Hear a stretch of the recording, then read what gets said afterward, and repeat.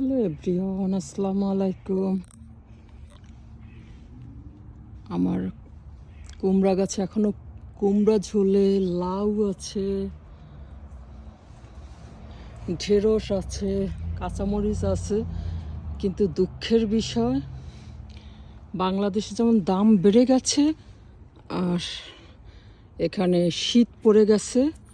আজকে -7-8 ডিগ্রি। আমি জ্যাকেট পরে নিয়েছি, আর 3-4 দিন পর 4-5 ডিগ্রিতে নেমে যাবে। গাছ আর বাঁচবে না। যেমন অলরেডি আমার লাউ গাছ এগুলো মরে গেছে, কারণ এগুলোর পাতা অনেক সেন্সিটিভ, শীত সহ্য করতে পারে না। কিন্তু 12-13 ডিগ্রি তাপে গাছ থাকে। যেমন আমার মরিচ গাছ এখন সজীব আছে।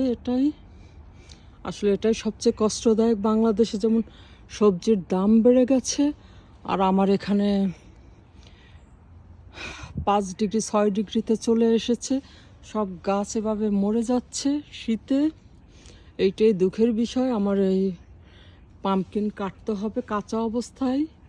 সবচেয়ে এটাই খারাপ লাগে। গাছে লাউ, সিম